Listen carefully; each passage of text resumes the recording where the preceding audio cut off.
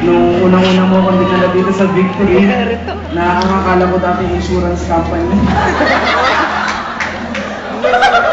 Nung dati humiling ako kay God na, God, sana bigyan mo ako ng mga kasama habang buhay na lalakad kami pupunta sa'yo at magpupuri kami ng magkasabay. Magpupuri kami, kakanta kami, nang sabay kami. Nangyari pa, parehas tayo naging worship leader ngayon.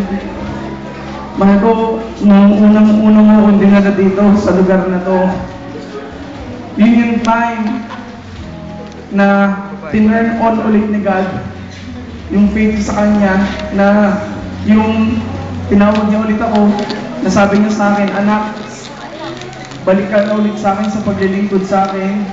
Balik ka na ulit sa akin kasi namimiss kita. Huwag kang mag-alala, may kasama ka pa. Si Irish pa yung kasama mo. Natatakot akong gawin ko.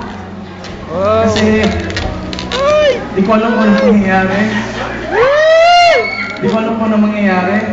Pero on the book of Psalms, lagi ko itong binabasa.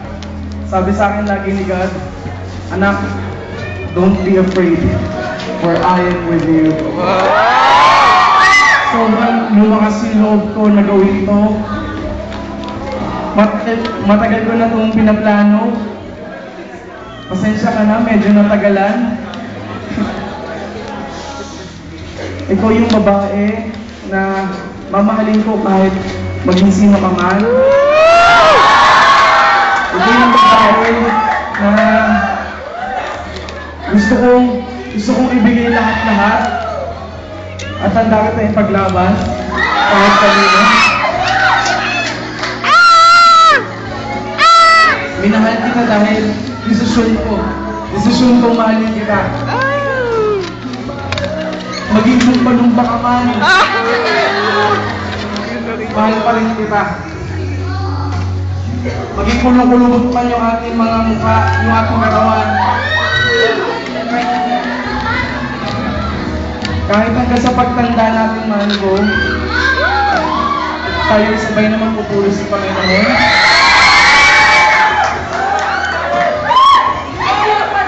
Sa pagdating ng araw, sabi na sila eh. Ikaw lang at wala nang iba pa. Tayong dalawa magtutulungan habang buhay. Sa mga magiging anak natin, kambal man o hindi.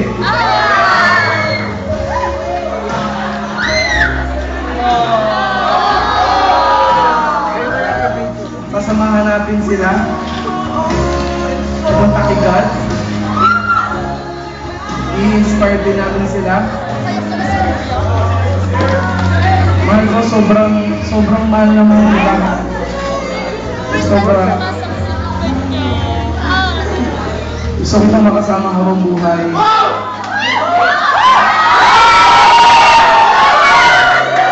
Ikaw lang. Isa nga lang akong tanong sa'yo.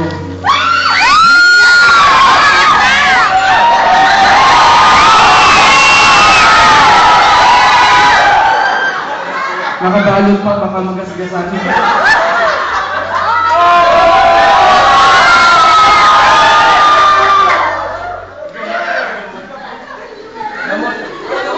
Mahal ko, my only Irish king,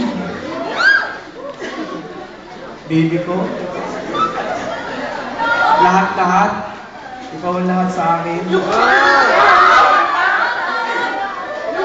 Irish K. Brillantes Apid. Will you marry him?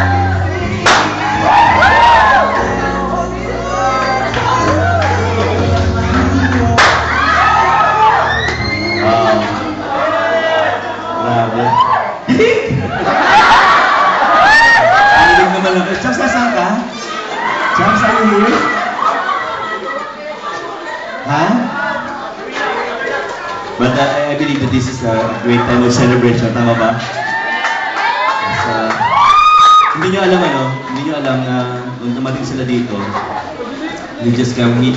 Dumating na sila they just want to know God. Yun lang. They just want to know God and learn about God. And true enough, as they came together and as nakasama natin, they have matured into one of our greatest leaders of our ministry. And who among you love these guys? Congratulations. Matagal natin pinaplano to. Okay.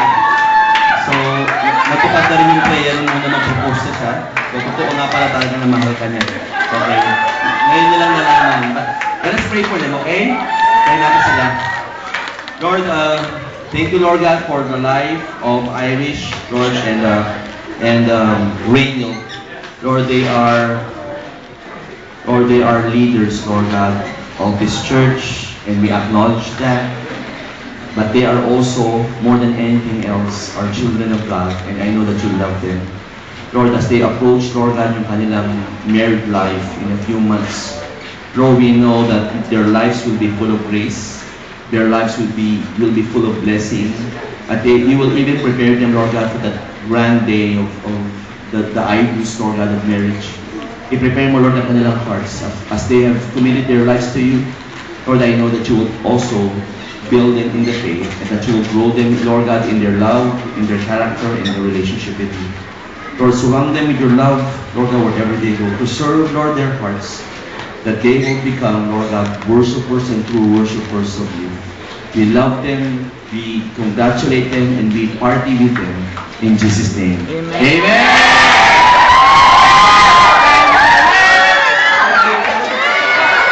Labas na yung pansit!